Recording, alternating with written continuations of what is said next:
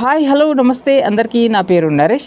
ఈ వీడియోలో ఆసరా చేయూత పెన్షన్లకు సంబంధించి మనకి ఈ మధ్య వార్త వచ్చింది కదా, కొత్తగా 2 లక్షల మందికి ఆసరా చేయూత పెన్షన్లు ఇస్తున్నామని ప్రభుత్వం నుంచి ప్రకటన వచ్చింది. దీనికి సంబంధించి నిన్న అసెంబ్లీలో ప్రతిపక్షాలు కొంతమంది అడిగారనమాట, కొన్ని డౌట్లు అడిగారు. దీనికి సంబంధించి మంత్రి సీతక్క గారు అయితే కొంచెం క్లారిటీగా వివరించారనమాట. దీనికి సంబంధించి వార్త ఉంది. వార్త చూసిన తర్వాత మాట్లాడదాం. మరి ఎప్పటి నుంచి ఇస్తారు, మరి కొంతమందికి దరఖాస్తు విషయంలో కూడా కొంతమందికి డౌట్లు ఉన్నాయి. దానికి సంబంధించి కూడా నాకున్న అప్డేట్ అయితే చెప్తాను. పూర్తిగా చూడండి. ఫస్ట్ టైం చూస్తున్న వాళ్ళు సబ్స్క్రైబ్ చేసి చూడండి. మన ఛానల్లో ప్రభుత్వం నుంచి వచ్చే అఫీషియల్ అప్డేట్స్ వార్తలు అయితే చెప్తుంటాను. మిగతా సంక్షేమ పథకాలపైన, రాజకీయాలపైన వార్తలు ఉన్నట్టు కరెక్ట్గా చెప్తుంటాను. ప్లీజ్ సహకరించండి, సపోర్ట్ చేయండి, సబ్స్క్రైబ్ చేసి చూడండి. మరి వార్త అయితే చూద్దాం. మరి కొత్త పెన్షన్ల కోసం వేచి చూస్తున్న వారికి ప్రభుత్వం గుడ్ న్యూస్ చెప్పింది. త్వరలో 2 లక్షల మందికి చేయూత పెన్షన్లు పంపిణీ చేయనున్నట్లు మంత్రి సీతక్క అసెంబ్లీలో ప్రకటించారు. బడ్జెట్లో కూడా వీటికి నిధులు కేటాయిస్తామని వెల్లడించారు. 2026-27 ఆర్థిక సంవత్సరంలో కొత్తగా 2 లక్షల మందికి చేయూత పథకం ద్వారా నెల పెన్షన్లు అందించనున్నట్లు మంత్రి సీతక్క స్పష్టం చేశారు.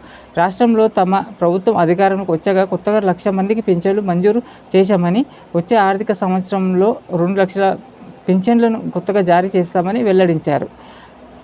మనకి 2 లక్ష పెన్షన్లు ఇచ్చినారు. ఈ ప్రభుత్వం వచ్చిన తర్వాత పెన్షన్లు ఇనేలేదు. 1 లక్ష పెన్షన్లు అంటున్నారు, కానీ కిడ్నీ బాధితులు, మరి డయాలసిస్ సంబంధించి, లేకుంటే ఎయిడ్స్ బాధితులు, ఎవరైతే భర్తలు చనిపోయి భార్యలకు షిఫ్ట్ అవుతాయి కదా పెన్షన్లు, వాటికి సంబంధించి ఇచ్చినట్టు తెలుసు, వార్తలు ఉన్నాయి. కానీ కొత్తగా అయితే ఆసరా వితంతువులకి, వృద్ధులకి ఇట్లాంటి పెన్షన్లు అయితే ఇవ్వలేదు నాకు తెలిసి. అయితే ఇదైతే వార్త అయితే పూర్తిగా చూద్దాం. వచ్చే ఆర్థిక సంవత్సరంలో 2 లక్షల పింఛన్లు కొత్తగా జారీ చేస్తామని వెల్లడించారు. ఇప్పటికే బడ్జెట్లో వీటి నిధులు కూడా కేటాయించినట్లు వివరించారు. పెన్షన్లు తొలగించినట్లు వస్తున్న ఆరోపణలపై కూడా క్లారిటీ ఇచ్చారు.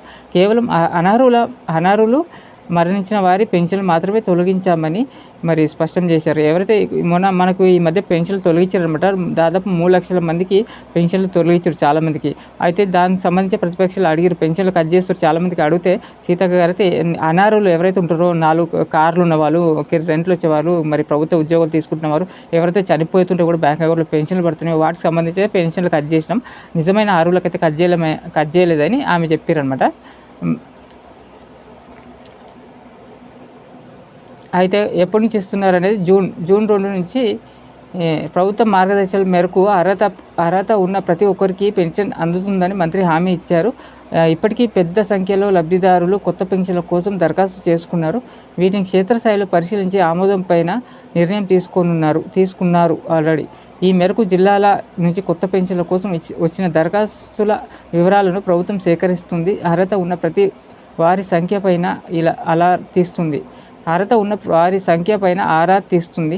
త్వరలో కొత్త పెన్షన్లు మంజూరు చేయాలని భావిస్తుంది. జూన్ 2న తేదీ నుంచి కొత్త 2 లక్షల మంది పెన్షన్లు ప్రారంభించే అవకాశం ఉందని ప్రభుత్వ వర్గాల సమాచారం. జూన్ 2 నుంచి ఇప్పుడు కొత్త ఆర్థిక సంవత్సరంలో, అంటే 2022, 26, 27 అంటే మార్చి నాటికి ముగుస్తుంది. అయితే మే ఉంది కదా, మేలో 2 నెలలు అయితే మరి పరిశీలిస్తారు. జూన్ 2 నుంచి ఇచ్చే అవకాశం ఉందని ప్రభుత్వ వర్గాల నుంచి సమాచారం అన్నమాట. అయితే ఇదే సమయంలో 60 ఏళ్ల పైబడిన మహిళల కోసం ప్రత్యేకంగా పొదుపు సంఘాలను ఏర్పాటు చేయనున్నట్టు మంత్రి సీతక్క తెలిపారు. 2 పెన్షన్లు పొందుతున్న వారిని పేర్లను తొలగించిన అర్హులకు ఎటువంటి సమస్య ఉండదని మంత్రి స్పష్టం చేశారు. అయితే ఇదన్నమాట వార్త. మన కొత్త పెన్షన్లు ప్రకటించారు కదా, అయితే వీటికి 2 లక్షల మందికి ఇస్తున్నారు. మనకు నిజంగా చెప్పాలంటే దాదాపు మన వార్తల్లో వచ్చినాయి కదా, 19 లక్షల మందికి, అంటే 11 కేటగిరీలకు సంబంధించి పెన్షన్లు ఇస్తారనమాట. 11 కేటగిరీలు అంటే వృద్ధాప్య పెన్షన్లు, వితంతు పెన్షన్లు, వికలాంగులు, ఎయిడ్స్ అని, మరి అండ్ కిడ్నీ బాధితులని, ఇట్లా బీడీ కార్యక్రమాలు అని, మరి గీత కార్యక్రమాలు, ఇట్లా 11 రకాల కేటగిరీలకు సంబంధించి దాదాపు 19 లక్షల అప్లికేషన్లు వచ్చినాయి. దాంట్లో నిజంగా చాలామంది అర్హత లేని వాళ్ళు కూడా పెట్టుకుంటారు కదా, ఎవరు పడితే వాళ్ళు పెట్టుకుంటారు. మొత్తం ఫిల్టర్ చేసి నిజమైన అర్హులు కనీసం 10 లక్షలు 8 లక్షలు ఖచ్చితంగా ఉంటారు.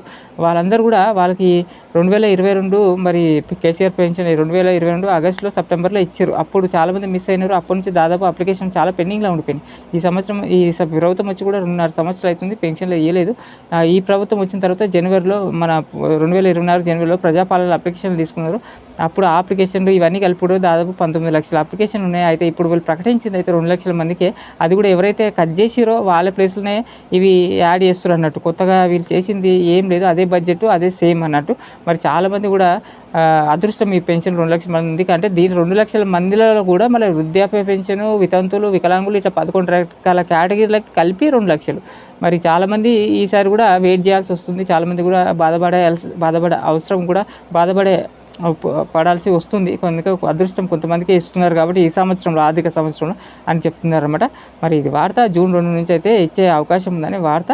మరి దరఖాస్తుల విషయంలో చాలామందికి డౌట్లు ఉన్నాయి. ఆల్రెడీ మన ప్రజాపాలనలో పెట్టుకున్న దరఖాస్తులను అయితే పరిశీలిస్తున్నామని చెప్తున్నారు. కానీ మనకి ఏప్రిల్ 20 నుంచి 25 తారీఖు వరకు సంక్షేమ వారం అని ప్రభుత్వం ప్రకటించింది. 99 రోజుల ప్రజాపాలన ప్రగతి నిర్మూలన అనే ఒక కార్యక్రమం చేయబడుతుంది. దానికి సంబంధించి 20 నుంచి 25 తారీఖు వరకు సంక్షేమ ప్రతి గ్రామానికి, ప్రతి మండల గ్రామానికి అధికారులు, మంత్రులు వాళ్ళు వస్తారనమాట.